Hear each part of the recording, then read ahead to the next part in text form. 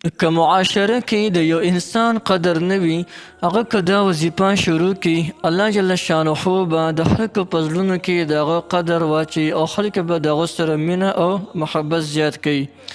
دویمه خبره، که یو انسان د خپلې عهدې نه معزوله شوي، که هغه هم دا وظیفه هم په دې ترتیب سره کوي، الله جل شانه به دوباره هغه په خپلې عهدې باندې بحال کړي. بسم الله الرحمن الرحیم. السلام علیکم ورحمة الله وبرکاته. زما وروڼو او خویندو،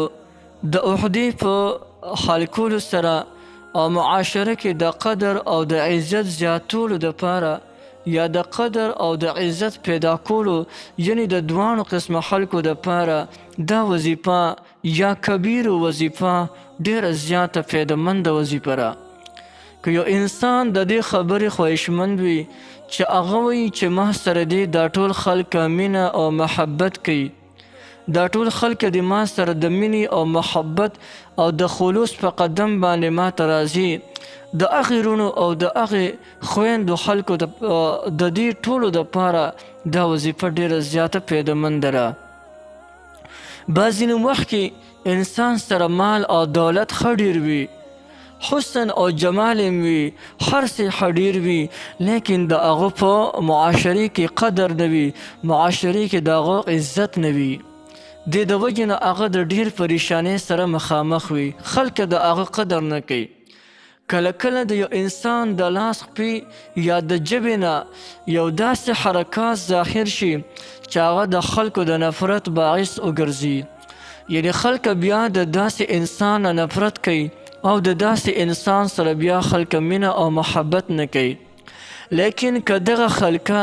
چې د خلکو د نظرونو نه بلکل پرېوتلي خلک وي، نو هغوی کو د یا کبیرو وظیفې ذکر هم په دې ترتیب سره شروع کړي، دا کم طریقه درته ښیم او دا کمې روجې درته ویم، دغه روجې دې ونیسي. نو په معاشرې کې به هر یو کس دته په درون نظر باندې ګوري او د قدر په نظر باندې به ورته هر سړی ګوري. د دې نه علاوه که یو انسان ته اوس درته د دې وظیفې د کولو طریقې درته ښیم ښه، او د دغې نه علاوه د یو انسان سره یوه عهده ده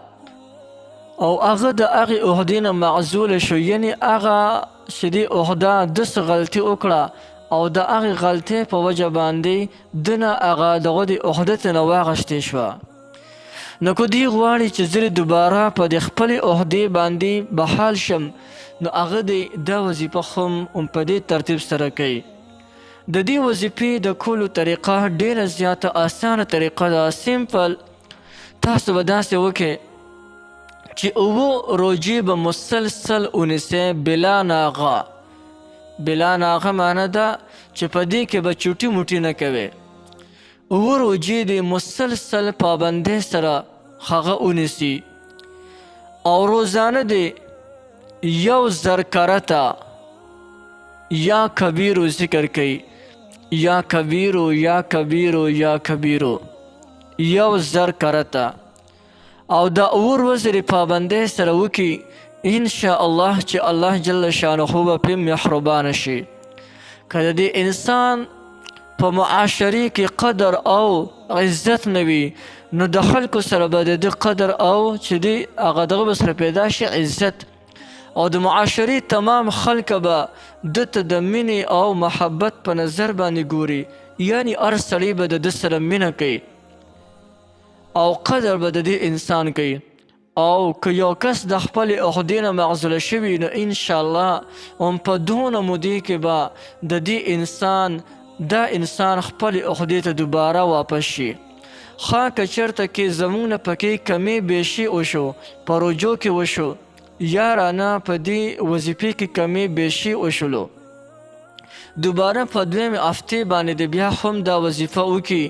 تر د 3 هفتو پورې وکړئ. په 3 هفتو کې به تاسو د دې داسې عجیب او غریب اثرات سیکئ چې حق حیران به ورته پاتې وي، افسوس او ارمان به وکړئ کاش چې دا وظیفه مې مخکې شروع کړې وي.